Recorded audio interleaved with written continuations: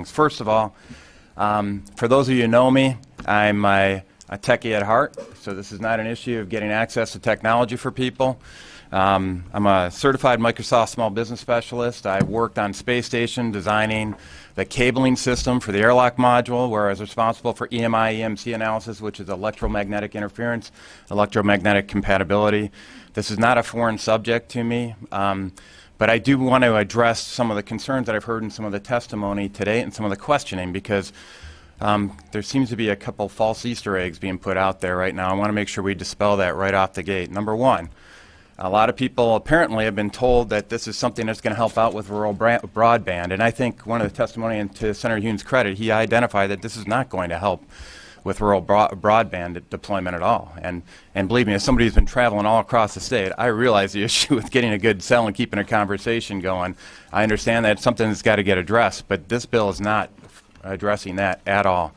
Second thing that I want to point out, and it was a carefully worded statement in the legislation that deals with people that are concerned about denial permit requests, right? So it's always pushed back to the definition of an acceptable level of radiation. And that's what this is, by the way. This is about radiation. This is not, and people need to understand that. What they will do on that denial of permit request, they'll point back to an FCC acceptable threshold for radiation levels. Everybody in this room needs to understand the FCC is staffed by former members of the telecommunications industry. They are effectively indemnified against adverse health impact lawsuits when the acceptable limits are higher than the limits actually shown to show harmful health effects. And I just want to dwell a little bit on some of those harmful health effects, if I could. Number one, we need to understand that we're all concerned about environmental impacts around PFAS and around lead in the water, all that kind of stuff.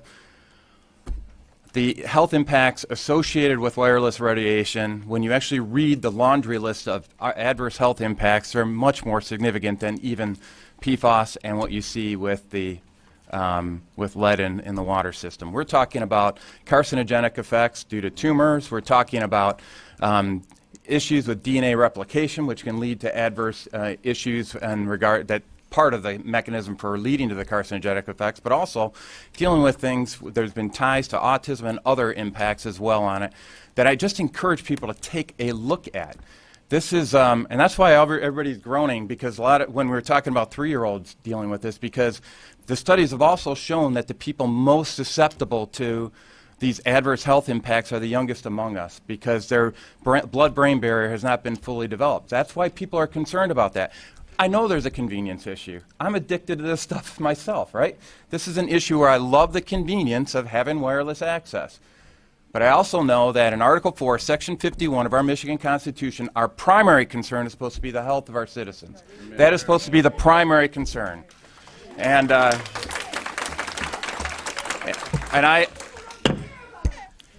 Folks, we've done our best to respect your right to be heard. I'm going to ask you to respond in kind and be respectful of this process and not express yourselves one way or the other in that way. So thank you very much for the rest of the day. Hope I don't have to ask again. Yeah, thank you very much, Mr. Chair. And I just want to make sure people understand that constitutional duty. Now, this is not, all of us know in our hearts, we would not knowingly move our family, move our home next to a cell tower, right? We know it implicitly that there's something just not right there. The fact is that there have been studies talking about cell phone usage, and this is $20 million study by the federal government, because they wanted to make sure absolutely beyond a reasonable doubt that they knew exactly what was happening with cell phone technology and cell phone usage. They found and they determined conclusively that there were carcinogenic effects. Now we're talking about what's going on with the 5G system. Just want to make sure everybody understands. The issue with 5G wireless deployment is not the convenience, because we all like the convenience. It's not the ease of deployment, because it's a lot easier just to pop something up on a tree than it is to actually bury it under the ground and route it to somebody's house in a hardware configuration.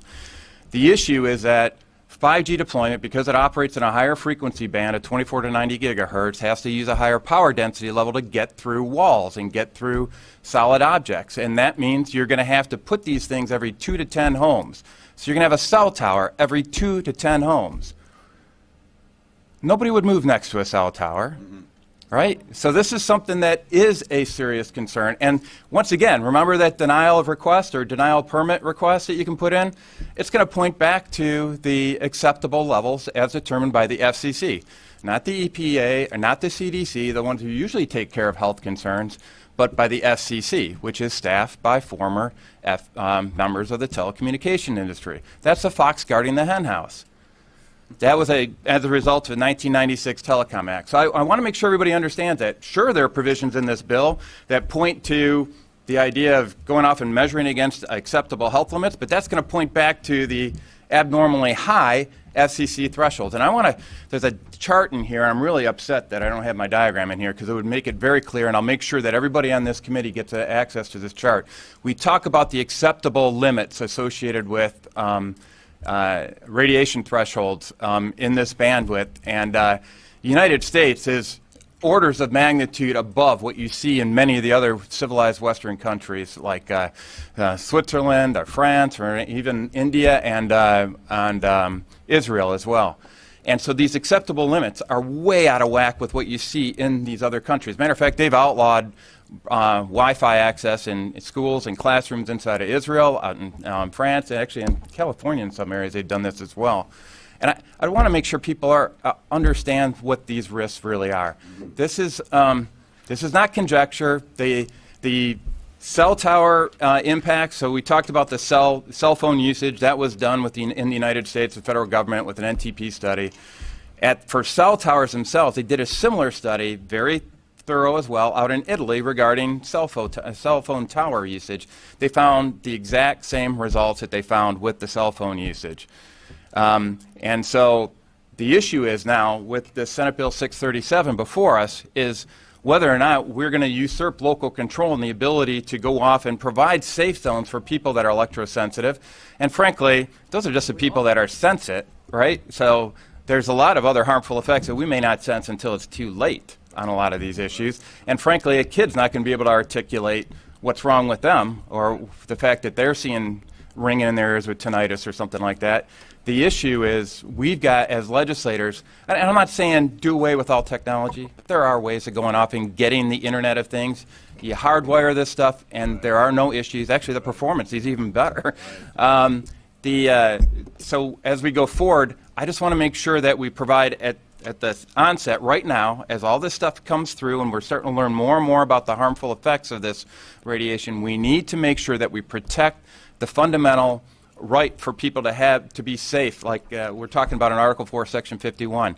And that means that this bill right now, which essentially usurps that authority and allows utilities to place these devices in any public right-of-way that's out there, which could be as close as 20, 50 feet from somebody's home, we need to make sure that we protect the ability of some people to petition against that, and local municipalities saying, no, not in our area. We're going to be a Wi-Fi radiation-free zone, if you will, to protect the citizens in that area.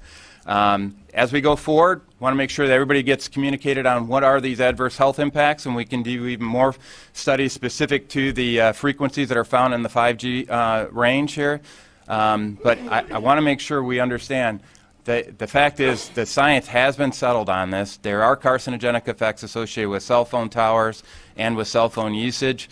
Matter of fact, if you actually read the fine print on every cell phone that you actually get, they actually talk about this. How many people here actually read that? That's the same thing with the fine print on this bill. I encourage everybody to oppose this legislation and just really try to honor our Article 4, Section 51 responsibilities as representatives of the people. Thank you for your time. Thank you, Senator. Any questions?